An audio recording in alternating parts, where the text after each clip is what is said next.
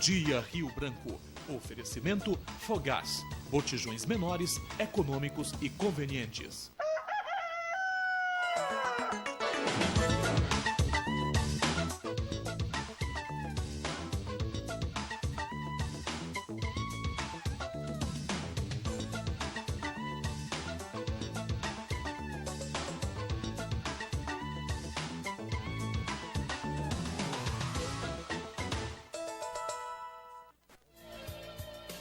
Olá, muito bom dia.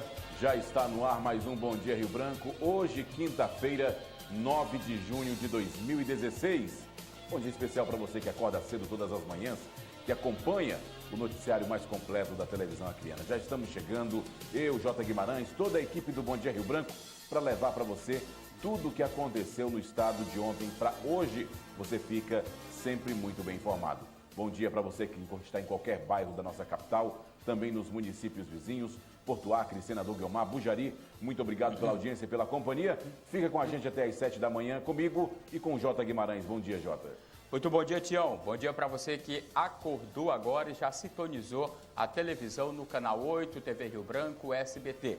Esperando para ficar bem informado com as notícias que fazem a diferença no seu dia a dia. Confira agora com a gente o que é destaque na edição de hoje do Bom Dia Rio Branco.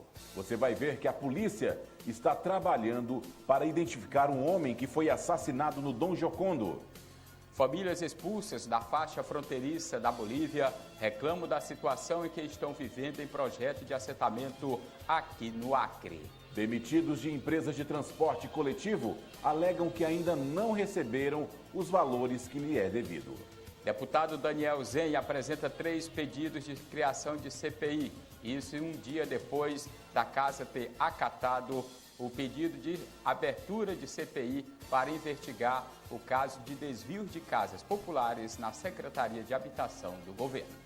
E a polícia já conseguiu identificar os responsáveis por um incêndio em uma residência na Cidade do Povo. Construção de nova galeria na obra de duplicação da Avenida Getúlio Vargas obriga a interditação de um trecho da via. Esses são os nossos destaques. Hoje é quinta-feira, 9 de junho. O Bom Dia Rio Branco está no ar. A gente volta já já. É o tempo de você tomar um golinho de café só.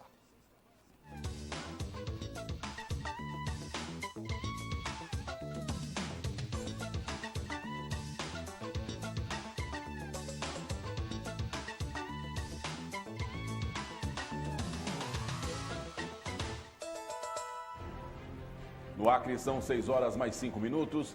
Já estamos de volta em definitivo com o Bom Dia Rio Branco desta quinta-feira, 9 de junho, ano 2016. Agradecendo desde já a sua audiência, a sua companhia. Você que acorda cedo todas as manhãs ou você que ainda nem dormiu. Pessoal dos plantões dos hospitais, os taxistas, os frentistas dos postos de combustíveis e muitos outros que passam a noite aí trabalhando enquanto você dorme para acordar cedinho. Bom dia para você em qualquer parte de Rio Branco. Também nos municípios vizinhos. Eu quero relembrar desde já que todas as matérias que serão exibidas no Bom Dia Rio Branco de hoje, você pode revê-las acessando o nosso portal na internet, www.oriobranco.net. Relembrando ainda que o jornal O Rio Branco já está nas bancas desde as 5 horas da manhã. Olha, para começarmos bem o nosso programa, já uma informação. Não esqueça que sábado a pequena cidade de Capixaba vai estar em festa. É o dia do santo padroeiro de Capixaba, Santo Antônio, santo casamenteiro. Já no domingo, dia 12, é o dia dos namorados. Então, uma ótima opção para você passar aí bons momentos ao lado da pessoa amada. Com show ao vivo da cantora Joana, cavalgada durante toda a manhã, além de uma vasta programação religiosa promovida pela Igreja Católica. Tudo isso a partir das 6 horas da manhã deste sábado em Capixaba. Informação que não para de chegar aqui no Bom Dia Rio Branco, né, Tião? É isso mesmo, Guimarães. A gente começa essa edição desta quinta-feira falando de um caso que a polícia conseguiu, e vem conseguindo, aliás, tentar identificar. É um homem que foi assassinado no Dom Giocondo. Quem tem as informações é o repórter Paulo Roberto. Populares que passavam pela rua Rio Grande do Sul, na região central da cidade, no início da manhã de quarta-feira, encontraram com um homem caído no asfalto. A polícia foi acionada e, quando chegou ao local, descobriu que o mesmo havia sido vítima de homicídio, já que uma perfuração de arma branca foi identificada em cima do peito esquerdo do homem, que não portava nenhum documento. Nós não temos a identificação ainda, é um trabalho aí para a equipe, né, da Polícia Civil, da parte de investigação, realmente conseguir montar esse quebra-cabeças para tentar chegar ao autor. A vítima foi encontrada na região do bairro Dom Jocondo, local tido pela polícia como barra pesada, por ser considerada área de venda e consumo de entorpecentes. A polícia não soube informar se, antes de ser morto, se o homem se envolveu em alguma confusão na localidade. Nós não tivemos informações, então isso leva a crer que é algum problema de ordem pessoal, né? Se é em relação a entorpecente ou algum outro problema, nós não temos como afirmar isso.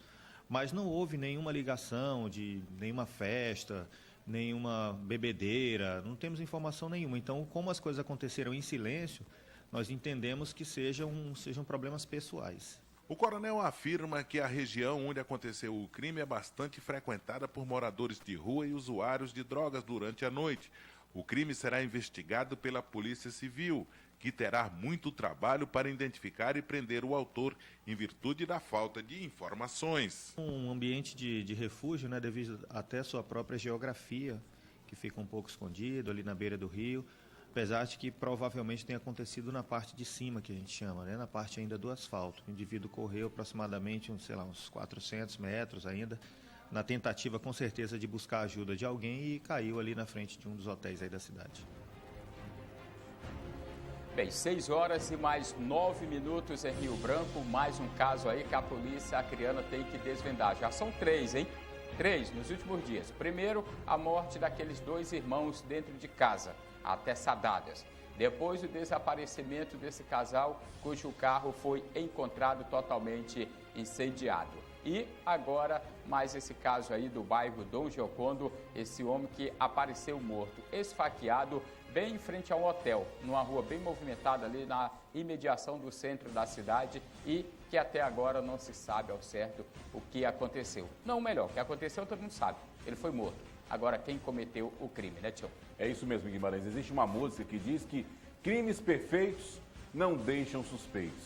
E se até o momento a polícia não tem nenhum suspeito, será que esses crimes que vêm sendo praticados em Rio Branco são crimes relativamente perfeitos? Será que é uma quadrilha, um grupo daqui do estado mesmo ou de fora que vem aterrorizando e agindo dessa maneira sem deixar pistas para que a polícia possa trabalhar? Mas nós acreditamos no trabalho da Polícia Militar, das polícias do Acre, e teremos sim, com certeza, uma resposta o mais rápido possível.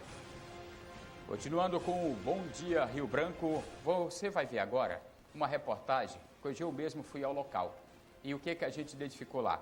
A situação em que aquelas famílias da polêmica história da expulsão promovida pelo governo boliviano da faixa fronteiriça da Bolívia com o Acre, e que elas foram acolhidas aqui no Acre através do INCRA, que é o órgão do governo federal que trata da questão da reforma agrária dos assentamentos agrícolas. Pois é, foi criado um assentamento aqui na divisa do Bujari com Rio Branco, tendo acesso tanto pela cidade de Bujari, como também pela cidade de Rio Branco, para assentar essas famílias.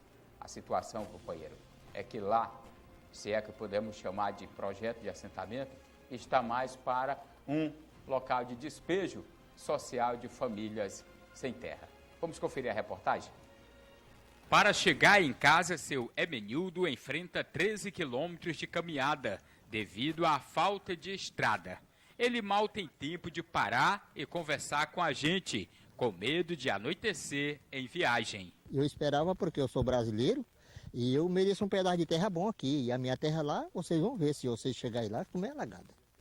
E eu falei para o seu Delbrando, você me dá um pedaço de terra desse aqui alagado, seu Delbrando? Aqui só tem sapo, eu vou ficar aqui esse tempo todinho, nem eu vou trocar com você, ele dá outro. Eu digo, olha, o dinheiro que eu tinha, eu fiz a minha casa e acabou-se. Dona Paula também foi expulsa pelo governo de Evo Morales da faixa fronteiriça da Bolívia com o Brasil. Hoje ela já conseguiu construir a própria casinha em um lote de terra que recebeu do INCRA, mas ainda se queixa da falta de apoio do governo brasileiro. Nós viemos da Bolívia diretamente para cá para dentro, fomos jogados aqui dentro, se entreguemos, recebemos somente as pedras, né, num picadão. Então, se pediram que nós se virasse, cada um procurasse o seu setor. Então, se a gente viemos por conta própria, porque não tivemos assistência de ninguém. Regiane Mendonça lembra como foi o sofrimento quando chegou aqui, vindo expulsa da Bolívia com toda a família. Nós chegamos aqui nesse ramal, não tinha ninguém, nem um pé de gente aqui. Nós ficamos debaixo da ponte, nós vendemos a nossa casa para vir para cá e o INCRA só dizendo que ia ter acesso para nós, que ia dar sacolão para nós, ia dar isso, daquilo, nunca deu nada. Aí nós acampamos, ficamos debaixo da ponte ali. Aí nós passamos uns 3 meses debaixo da ponte ali. Aí conseguimos carregar as telhas nas costas, para dentro, as nossas coisas perderam um bocado e é assim que nós estamos vivendo. Aí nós ainda estamos lá ainda, mas ainda bem que já conseguimos fazer a casa e já estamos no nosso canto mesmo. O INCRA só entregou as pedras para nós. Vai fazer 2 anos que o governo brasileiro, através do INCRA, assentou essas famílias aqui no projeto agrícola Walter Arce. Elas alegam que até hoje ainda não tiveram acesso à linha de crédito para cultivo da agricultura e estão vivendo à mercê da própria sorte. Apenas esse ramal oferece condições de traficabilidade durante o período de estiagem. O restante do projeto é interligado apenas por caminhos de pedestres, sem a menor condição de traficabilidade de carro. O programa Luz para Todos aqui tem sido apenas para alguns, sem previsão de quando realmente vai chegar para todos. O que nós queremos hoje aqui é que os ramais sejam todos abertos, né? Não só o ramais, mas sim que as famílias aqui tenham energia, porque a energia não está para todos e a gente quer que chegue para todos, tanto a energia quanto o ramal. A construção da segunda escola nós queremos aqui, né?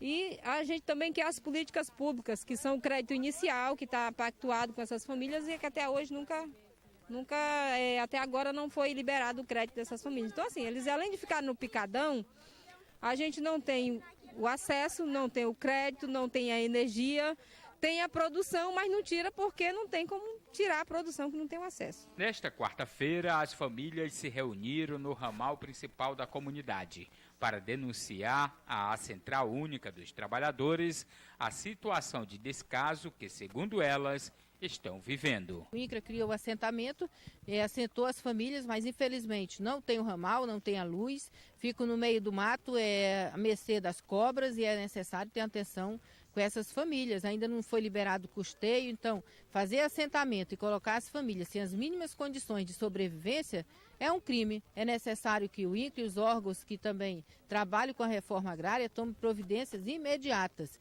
e fazer aquilo que é pactuado pela comunidade. O INCRA vem aqui, o DERACRE, todo mundo pactua como vai ser feito, aí outros iluminados, que são interesseiros políticos, vêm e desvirtuam aquilo que foi pactuado com a comunidade. Então tem que ter muito cuidado, aquilo que é pactuado tem que ser cumprido. O projeto de assentamento Walter Arce, aqui no município de Bujari, já na divisa com a capital Rio Branco, foi criado pelo INCRA para receber as famílias expulsas pelo governo boliviano da faixa fronteiriça do país vizinho.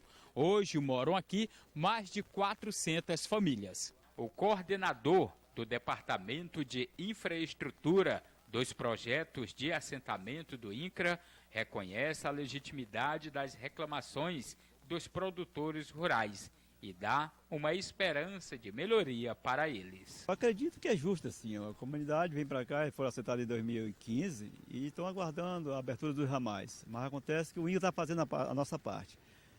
Nós temos um convênio, que é de 2011, nós estamos transferindo recursos do convênio de 2011 para esse assentamento e esse ano, em 2016, nós vamos abrir todos os ramais do assentamento Walter Arce. Todos os ramais, se Deus quiser, vão ser abertos. Enquanto isso, as famílias alegam que, com todas as desvantagens, lá na terra dos outros, elas ainda estavam vivendo bem melhor do que aqui. A nossa vida aqui está muito mais péssima do que na Bolívia, porque na Bolívia, pelo menos, nós tínhamos nosso alimento todo santo dia, né?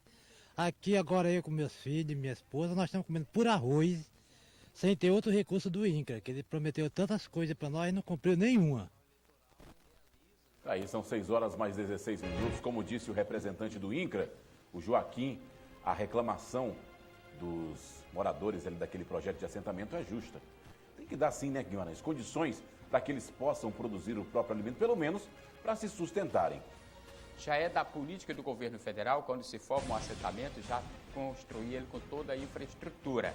a partir da abertura, pelo menos 2 acessos e a chegada do Luz para Todos. Há também o auxílio, que é o auxílio produção, aquele financiamento que eles abrem, aquela linha de crédito que é aberta, que não é de graça, o produtor vai pagar depois, para que ele possa comprar as mudas e daí começar a trabalhar o preparo da terra e a plantação. Tem também o auxílio assentamento, que é, se eu não me engano, durante um certo período, uma ajuda que o governo federal dá para que esse produtor comece a viver por conta própria ali nesse assentamento. E é justamente esses benefícios que até agora essas famílias ainda não receberam.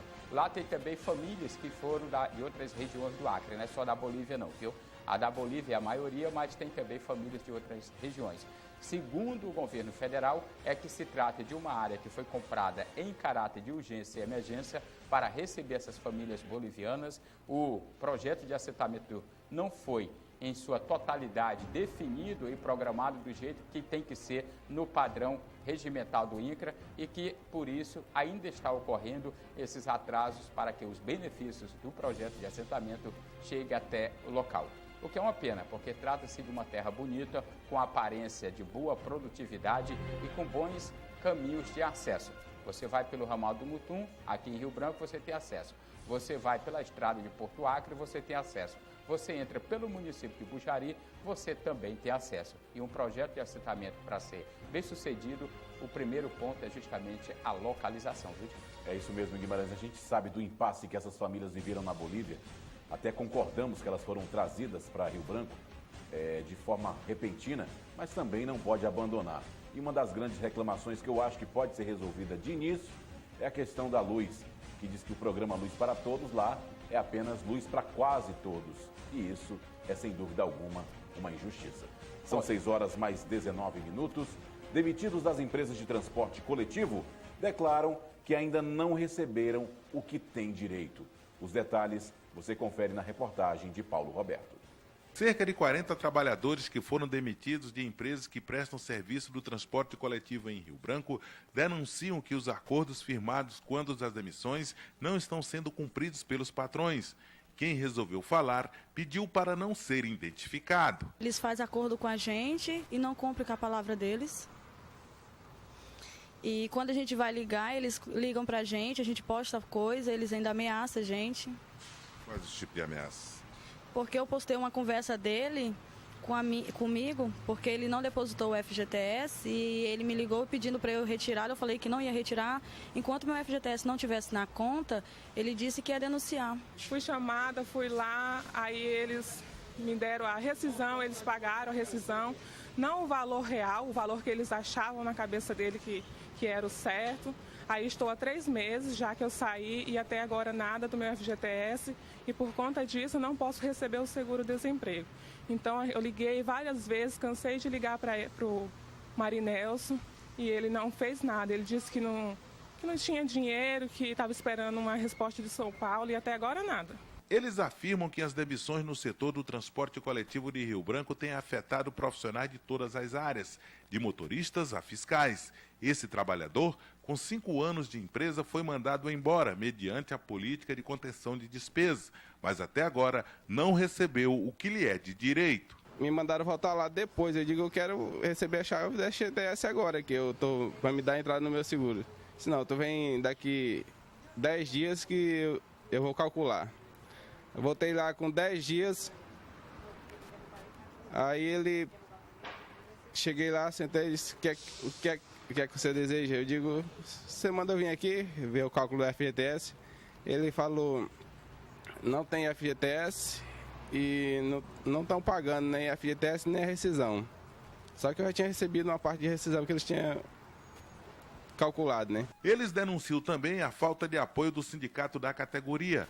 De acordo com os trabalhadores, a direção do sindicato não tem feito nada para resolver a situação. O sindicato ele é totalmente ausente, ele não faz nada pela categoria, deixa a gente à mercê. Então, é algo assim que a gente não pode dizer que a gente tem sindicato. O sindicato não é dos trabalhadores, o sindicato é da empresa. Eles fazem todas as coisas focado na empresa, para beneficiar a empresa. Sem apoio do sindicato do setor, eles procuraram a ajuda da direção do Sindicato dos Vigilantes. O presidente Nonato Santos garantiu que algo precisa ser feito em prol desses trabalhadores. A gente, como sindicalista e como trabalhador também, a gente vai tentar de todas as formas tentar fazer um movimento e pressionar que a empresa pague o direito dos trabalhadores, né? A gente vai tentar fazer um movimento já essa semana, não sei, vamos reunir os trabalhadores e vamos para frente da empresa, cobrar a providência da prefeitura e também da empresa, porque a prefeitura também é responsável por essa situação. Por telefone, tentamos falar com o presidente do Sindicato dos Motoristas e Cobradores de Ônibus para ouvir a versão do mesmo, mas Marco Costa não atendeu o telefone. Sua chamada está sendo encaminhada para a Caixa Postal.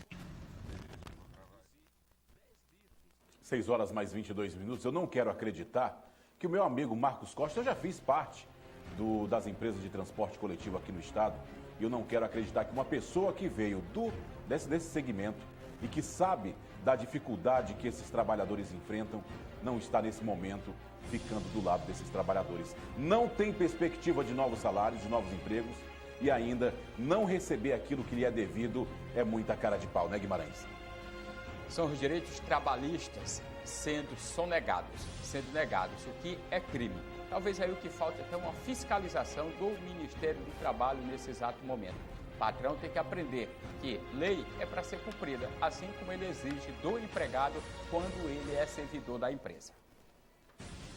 Agora são 6 horas e mais 23 minutos no Acre. Vamos para a Assembleia Legislativa, porque lá o deputado Daniel Zen apresentou o pedido de abertura de 3 CPIs. Isso um dia depois da Casa ter acatado o pedido de abertura da CPI da SEAB. Se for aceito esses outros 3 pedidos, aí a Assembleia Legislativa acreana vai se dedicar somente a investigações, porque serão 4 CPIs instauradas na casa em apenas uma semana. Vamos aí conferir com Floriano Oliveira as razões dos pedidos dessas CPIs. Na quarta, a oposição marcou posição e com 8 assinaturas, representadas por 5 deputados de 5 partidos, a mesa diretora foi obrigada a protocolar e acatar por maioria simples a comissão parlamentar de inquérito que deve investigar a suposta venda de casas na SEAB, proposta pelo deputado Gelen Diniz, do PP. Ainda na quarta, o deputado estadual Luiz Gonzaga andava às voltas com outro requerimento, esse com 7 assinaturas, tentando uma 8ª rubrica para protocolar a CPI da BR. Os deputados Nicolau Júnior e Antônio Pedro demonstraram interesse em assinar o requerimento, o que obrigaria a mesa a acatar mais um pedido de CPI. Só que nenhum dos dois assinou. E, para surpresa de todos, na sessão de ontem, o líder do governo, deputado Daniel Zen, protocolou sem dificuldades 3 pedidos de CPIs. A primeira, para investigar denúncias de que pessoas físicas estão praticando agiotagem no Acre. A segunda, para investigar se as prefeituras estão cumprindo o recolhimento previdenciário dos prestadores de serviços. E a terceira, para investigar se as prefeituras cumprem atualmente o percentual de recursos que devem ser destinados à saúde. Os oposicionistas foram pegos literalmente de surpresa. Como tem farta maioria, o governo ganhou mais essa, sobrando indignação para a oposição. Sem dúvida nenhuma, jogo baixo. 3 CPIs sem nenhum fundamento, sem nenhuma denúncia e sem nenhum fato concreto. Enquanto isso, a CPI da BR tem denúncias, tem fato concreto, tem provas de desvio de recursos, que a própria CGU já certificou isso através de relatórios, infelizmente. O pleito do deputado Gonzaga, ele vai continuar buscando as assinaturas. O que eu tenho dito reiteradas vezes, da tribuna, nas entrevistas, falei para você ontem, é que a minha posição sobre CPI é de que CPI se justifica quando tem um fato, uma denúncia ou uma acusação que não está sendo investigada pelos órgãos de controle por um motivo ou por outro. Não foi aberto inquérito policial, não foi aberto inquérito civil público, não há um oferecimento de uma denúncia, não há um processo judicial, ou seja, não há auditorias no âmbito dos tribunais de contas ou das controladorias, dos órgãos de controle como um todo, envolvendo Ministério Público, polícias, controladorias, tribunais de contas, todos eles. Com o ato do deputado Daniel Zen, fica claro que a CPI da BR não sairá do papel, por enquanto. Isso porque, via regimento interno, só é permitido protocolar 3 comissões por, no mínimo, 90 dias prorrogáveis. As 3 CPIs vão provar todas, porque eles têm maioria na casa. E talvez eles tentem reprovar a CPI das casas, porque eles têm maioria. Se for para votação, nós só somos 8, 9. Mas tem 2 entendimentos, né? Minoria simples. Agora você acha que qual é o entendimento que vocês estão colocando 3 CPIs? Qual é o entendimento que eles vão ter? Na hora que ele conseguir as assinaturas e protocolar, e as CPIs têm prazo para funcionar e para terminar. Então, o fato de um acontecer antes, a outra pode acontecer depois, isso não é problema, não é de forma alguma manobra e nem é um obstáculo para que ele proponha futuramente e instale a CPI que ele pretende instalar. Já o autor do pedido da comissão para investigar a suposta venda de casas na SEAB precisa estar alerta, pois dependendo da interpretação jurídica, a qual é dividida, mesmo com 8 assinaturas, o requerimento poderá ser submetido ao plenário, onde o governo tem maioria. Conseguido 1/3 das assinaturas para instalar uma CPI, a mesa tem que instalar. E se isso não acontecer, a gente pode se socorrer ao Poder Judiciário via mandado de segurança para garantir um direito líquido e certo, que é o livre exercício do mandato parlamentar. A realidade de tudo isso é que esperamos que os deputados tenham aí um certo controle, né? Porque se descontrolar, aí o negócio pega. Porque, meu irmão, o clima ali vai ficar tenso nos últimos dias com esses pedidos de CPIs, tanto da oposição quanto da situação. Tião, política se faz no discurso, mas são nas atitudes que ela se define. Poxa, se você sabe que só pode protocolar 3, era simples.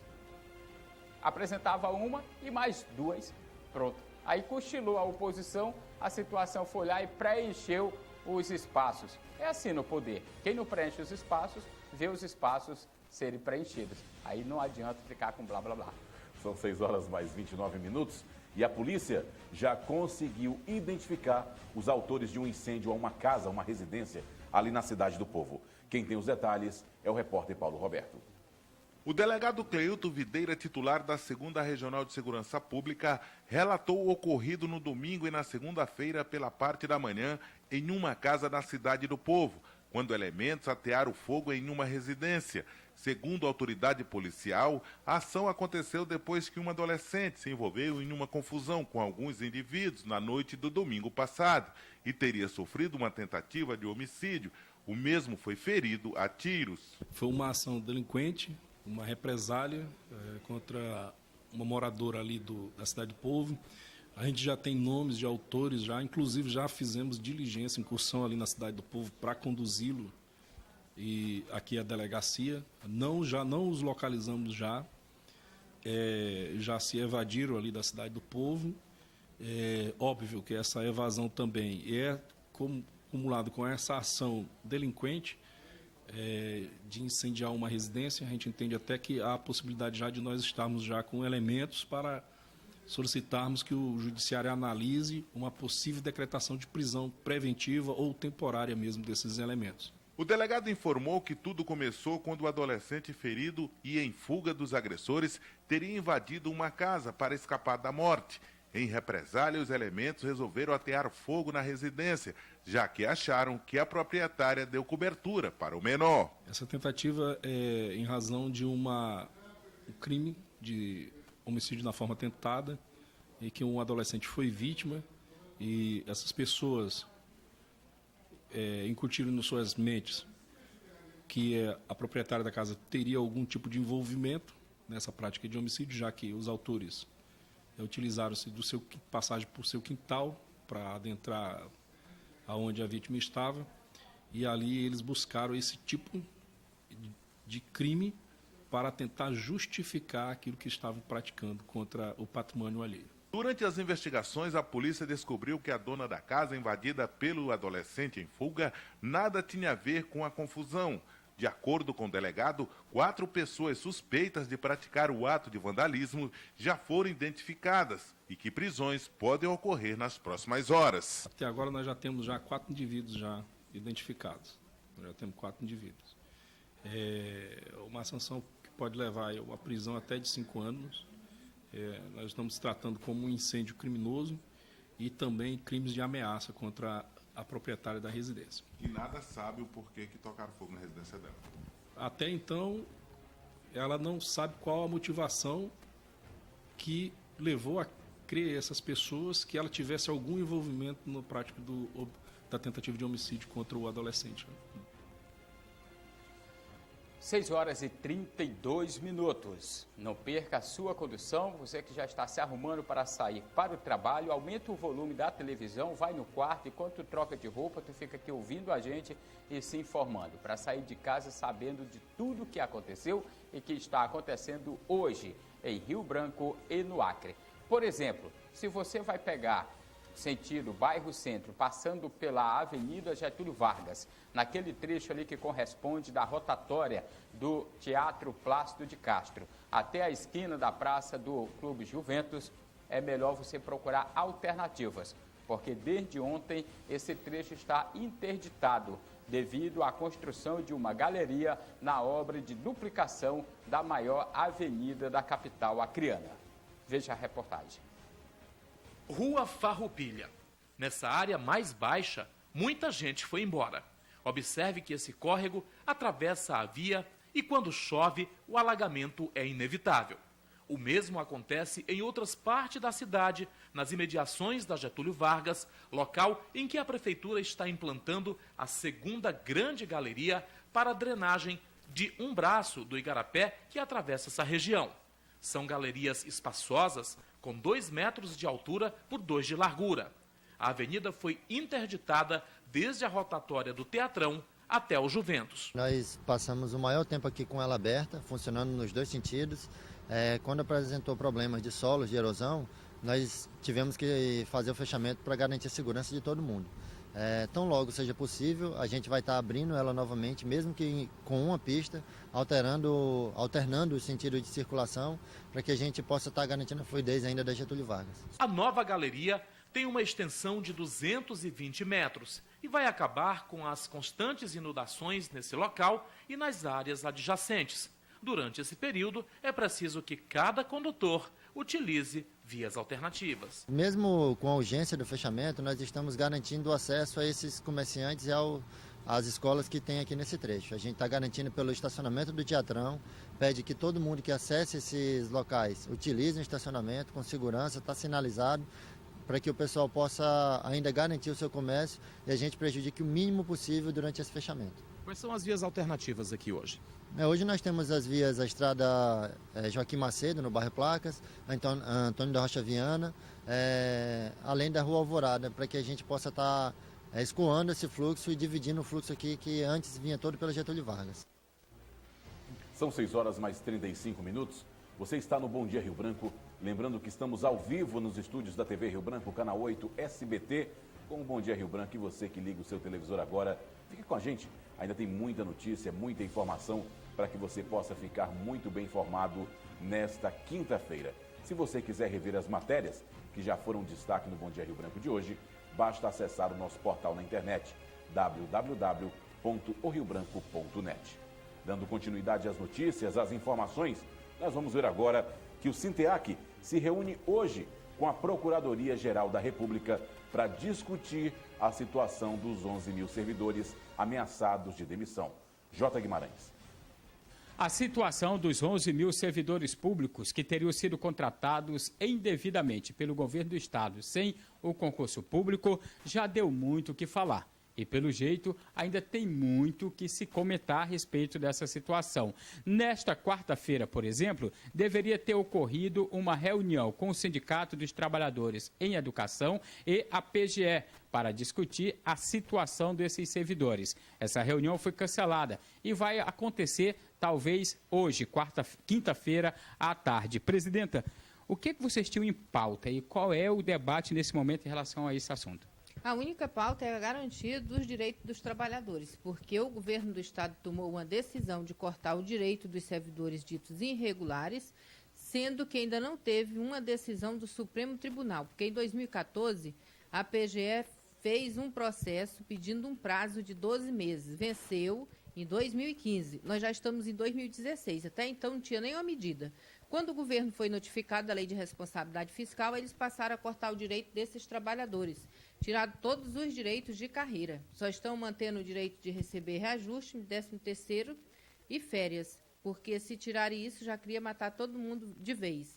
Então, o Estado tomou essas medidas que nós consideramos que não é o momento. Ainda tem prazo, uma vez que o Supremo não se manifestou ainda com o pedido que o governo fez de 2014 e que ainda pode manter esses direitos. E a nossa conversa com a PGE é justamente argumentar a manutenção desses direitos. Fizemos a reunião com todos os advogados do sindicato, tanto da saúde quanto os advogados do Sinteac, e nós chegamos a um entendimento. Inclusive, pudemos ter acesso ao parecer da PGE, que passou a algumas pessoas e findou chegando às nossas mãos, e a defesa também não está, como se diz, totalmente substanciada em dados e informações jurídicas para a manutenção do emprego e pela manutenção dos direitos desses trabalhadores.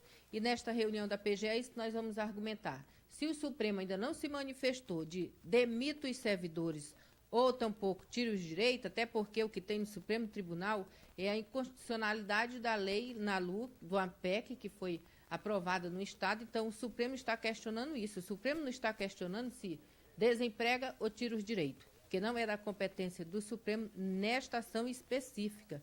Portanto, se ainda não teve a decisão do Supremo, os direitos têm que ser mantidos. E é isso que nós estamos pedindo, que o governo do Estado corte gastos em qualquer lugar, menos no direito do trabalhador. 6h38. Que tal fazer um investimento em você mesmo? Preparar-se para o mercado de trabalho, afinal de contas, Carteira Nacional de Habilitação hoje te dá mais condições de trabalho. Então aproveita, a Autoescola Vitória está facilitando para você que quer fazer a sua Carteira Nacional de Habilitação. Você pode pagar o valor da sua habilitação parcelado na nota promissória. É isso mesmo. Precisa de cartão de crédito não. Dá uma passadinha na Autoescola Vitória, conversa com o Nelson. Você vai fazer uma ótima negociação, vai parcelar de uma forma que caiba no seu bolso e vai receber aulas de instrutores totalmente preparados em carros novos, com ar-condicionado e tudo que você precisa para fazer a sua Carteira Nacional de Habilitação em qualquer categoria. E por falar em qualquer categoria, na Autoescola Vitória, você que já tem a Carteira Nacional de Habilitação, você pode adicionar mais uma categoria. A Autoescola Vitória tem ônibus, carreta, tudo à disposição para que você possa fazer a adição da sua Carteira Nacional de Habilitação. 3223-5602 é o telefone que você tem que anotar para ligar daqui a pouquinho. Logo mais às 8 da manhã começa o expediente lá na Autoescola Vitória. Se preferir, dá uma passadinha, fica ali na rua Rio de Janeiro. Portanto, vai fazer a Carteira Nacional de Habilitação, o lugar certo é a Autoescola Vitória. São 6h40. Nós vamos a um rápido intervalo comercial e no próximo bloco, técnicos apresentam resultados do Cadastro Ambiental Rural no Acre. E você vai acompanhar também uma entrevista, um bate-papo aqui no estúdio com o médico oftalmologista Eduardo Veloso. Já, já.